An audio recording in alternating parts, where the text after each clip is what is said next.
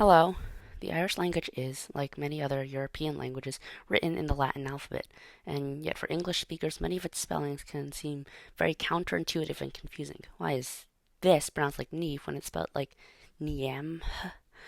Well, it's due to a number of changes that happened to the Irish language in its history. So here's how to read Irish as best as I can teach. So, quick disclaimer, this video will be using the IPA and a bunch of linguistic terminology. I'll do my best to explain it without having to use those or explain what they are, but there's a lot and not all of it can be explained in a single YouTube video, so I'll put a number of helpful videos in the description.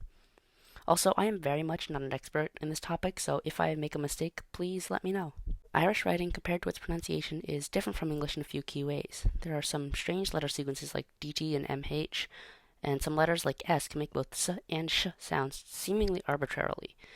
The majority of this is due to a few important sound changes that happened in the history of Irish, causing it to end up being written and pronounced the way it is.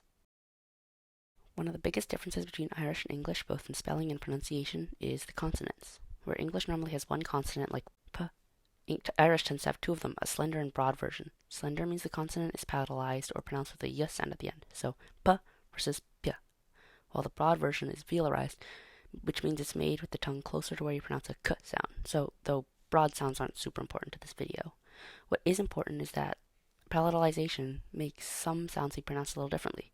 For example, S becomes Sh when palatalized, and W becomes V when palatalized. And the only sound without a palatal version is H. In order to tell if a consonant is palatalized and then how to pronounce it, first, of course, you need to figure out what the consonant is. In general, most Irish sounds are pronounced as they are in English, though TH and DH make H sounds. Then, to find out if it is palatalized, look at the vowels around it. Palatalized sounds can only be surrounded by front vowels E and E, and non-palatalized sounds are only surrounded by non-front vowels A, O, and U. So if you see something like this, you can see that both sounds are palatalized because they are only surrounded by a front vowel, E, so the word is pronounced riche. In order to fulfill the aforementioned rule of having slender sounds only border front vowels, the majority of Irish vowels are not pronounced and instead are only there to inform the reader of the pronunciation of the consonants around it. It is impossible to truly predict exactly how a vowel sequence is pronounced, but there are a few general methods. 1. Long vowels with accents on top of them, called a fada, are pronounced longer than normal vowels. In clusters of vowels containing long vowels, most of the time only long vowels are pronounced, like E, A, I, with the A having the accent on top of it being pronounced ah. Of course, there are exceptions, like I, A with the A on top of it being pronounced ia instead of just ah. 2. If two accented vowels are back to back, both are pronounced. And 3. Unstressed vowels are pronounced as These rules are not absolute though, and there can be exceptions to all of them. And sadly, for the most part, you kind of have to learn on a case-by-case bias, like English or most languages. Now that you get the general gist of reading Irish, but there are still some confusing bits, like the name I mentioned earlier, Neve. The palatalization explains the vowels. It's Neve and not Niav. But why is the MH pronounced like V? One of the most important historical changes to Irish was lenition.